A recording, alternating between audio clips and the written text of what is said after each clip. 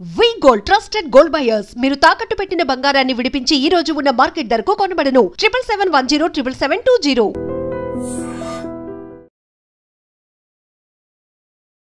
నమస్తే, నా పేరు doctor N Subrahmanyam, Ayurveda specialist, Amrutham ayurvedic hospital, Hyderabad. BP, రక్తపోటు. నేడు 100లో 40 మంది అయితే బీపీ ట్యాబ్లెట్లు వాడుతున్నారు. ముఖ్యంగా 40 ఏళ్ళు దాటిండే వాళ్ళలో బీపీ ట్యాబ్లెట్ సర్వసాధారణం అయిపోయింది.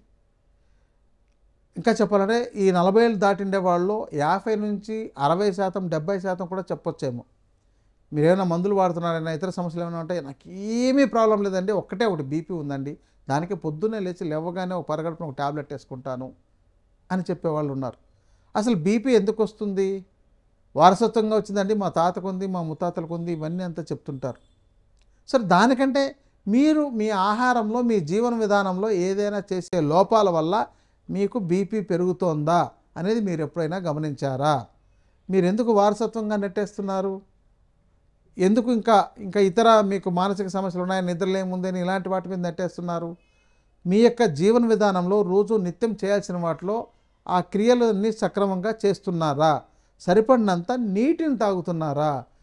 బీపీ 100లో 70 నుంచి 80% మందికి వాళ్ళు రోజుకు ఎంత నీళ్లు తాగాలో తెలియకపోవడం వల్ల, తాగకపోవడం వల్ల బీపీ వస్తుంది.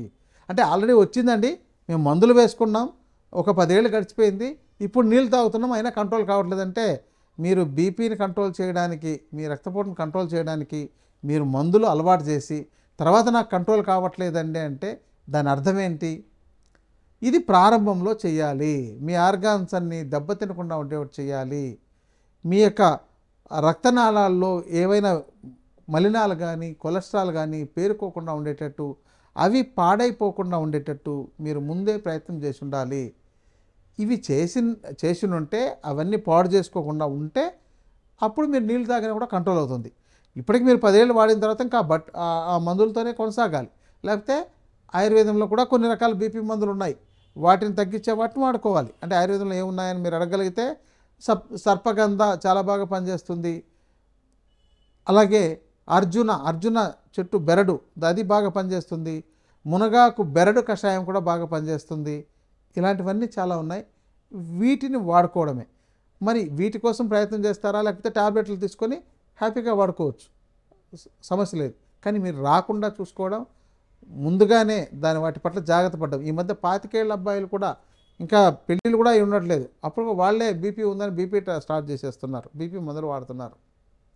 సో మందులు మనకు కోకొల్లలు టన్నుల రూపంలో మొత్తం మెడికల్ షాపుల్లో ఉండేవన్నీ తూకం వేయగలిగితే ఎన్ని వేల టన్నులు అవుతాయో తెలియదు, అన్నీ మీకు వెయిట్ చేస్తున్నాయి మీరు వాడుకోవడానికి.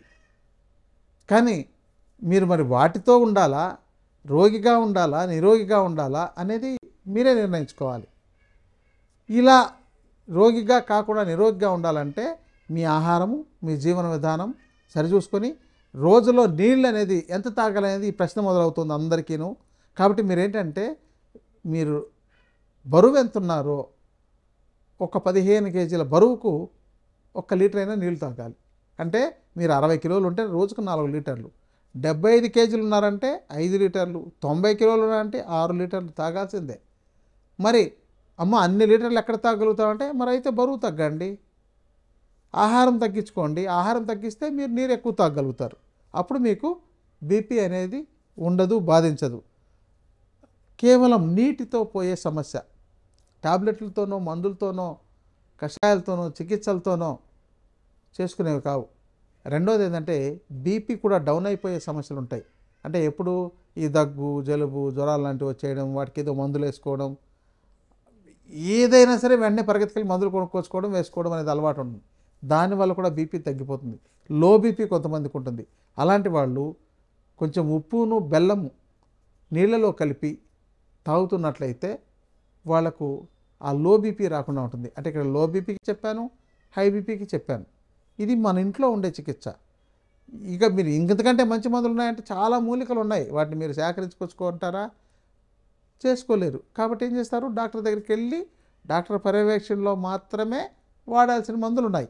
దానికి అన్ని సిస్టమ్స్లోనూ ఉంటున్నాయి. ఈ వైద్య విధానాలు ఒక 100 రకాలకు పైగా ప్రపంచవ్యాప్తంగా ఉన్నాయి. చైనీస్ వైద్యం ఉంది, జపనీస్ వైద్యం ఉంది, రకరకాల జర్మన్ వైద్యం ఉంది, మనకు ఆయుర్వేదం ఉంది, హోమియోపతి ఉంది, రకరకాలు ఉన్నాయి. అన్నిట్లోనూ మందులు ఉన్నాయి. ఏదో ఒక మందు అయితే వాడుకోవచ్చు. ఇక దానికి నేను ప్రత్యేకంగా ఈ మందే వాడాలని చెప్పక్కర్లా. మీరు మందులు లేకుండా చేసుకోవాలి, మందులు లేకుండా జీవించాలి, నిరోగిగా జీవించాలనుకుంటే మీ ఆహారము, జీవన విధానము, నీళ్లు, మనకేదైనా అందుబాటులో ఉండే మునగాకు కూడా మీకు బీపీని తగ్గిస్తుందండి. మరి మునగాకుని ఎంతమంది వాడుతున్నారు? ఎవరి పొలాల్లో మునగాకు చెట్లు ఉంటున్నాయి? అందరూ వ్యాపారతంగా చూస్తున్నారు తప్ప నాకు బీపీ లాంటిది రాకుండా ఉండడానికి, నేను కంట్రోల్లో ఉంచుకోవడానికి, నాకు కాల్షియం సంబంధ సమస్యలు రాకుండా ఉండడానికి, కీళ్ళ నొప్పులు రాకుండా ఉండడానికి ఒక మునగాకు 300 రకాలకు పైగా పనిచేస్తుంది. అలాంటి చెట్టు మా పొలాల్లోనో, మా యొక్క ఇంటి దగ్గరనో, ఇంటి ఆవరణలోనో ఎందుకు పెంచుకోకూడదు అన్న ఆలోచన లేదు. ఒకవేళ ఆలోచనలు ఉంటే ఇదొక సమస్య ఉంది. వాస్తు దోషం వస్తుంది, మునగ చెట్టుని ఇంటి దగ్గర పెంచకూడదు, ఇవి కూడా ఉంటున్నాయి. ఇదెంత దౌర్భాగ్యకరం. ఓ చెట్టు మీ పెరట్లోనో ఎక్కడో పెంచుకుంటే దాంతో మీకు వాస్తు దోషం వస్తుందని, దానివల్ల మీకు అనర్థాలు జరుగుతాయని చెప్పని చెట్టుని లేకుండా చేసుకున్న వాళ్ళని చాలామందిని చూస్తున్నాం.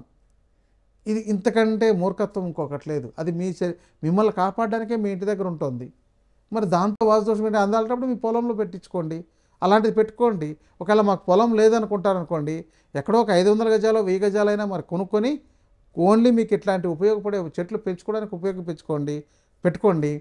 అది లేకపోతే ఒక 10 మంది కలిసి ఎక్కడో ఒక ఎకరా కొనుక్కొని వాళ్ళందరూ వాడుకునేటట్టు అట్లాంటి పెంపుదల చేసుకునే విధానం చేసుకోండి. ఎన్నో మార్గాలు ఉన్నాయి. మనసుంటే మార్గం ఉంది. కాబట్టి మీరు సహసిద్ధంగా జీవించడానికి ప్రయత్నం చేయండి. వ్యాపారాన్ని డెవలప్ చేసుకోవడానికి కాదు. అంటే మరి వ్యాపారం పడిపోతుంది కదా అంటే, అవును, మీలాంటి వాళ్ళే ఈరోజు మెడికల్ వ్యాపారాన్ని బాగా పోషిస్తున్నారు కాబట్టి మీరు అలా కూడా దేశానికి ప్రయోజకులే అవుతారు. అందుకని ఇక్కడ మీకు మీరే నిర్ణయించుకోవాలి. నమస్తే. And for more videos, please subscribe to iDream. Please subscribe to iDream. Please subscribe iDream. And please subscribe to iDream. For more videos, subscribe to iDream. please like, share and subscribe to the channel. Congratulations, iDream. Subscribe to iDream. Subscribe to iDream. So subscribe to iDream Media. iDream team andarki huge congratulations. Please subscribe iDream Media. Please subscribe to iDream. Subscribe iDream. Please subscribe to iDream. iDream అంటే నా కళల ఛానల్ను subscribe చేసుకున్న నోరు తిరుగుతలేదు, మీరైతే గంట గుర్తు కొట్టండి. For more such videos, please subscribe to iDream. Subscribe to iDream. Please subscribe to iDream. Please subscribe iDream Media. Please do subscribe to iDream. Please subscribe to iDream Media. For best entertainment and information, please subscribe iDream. And don't forget to subscribe to iDream.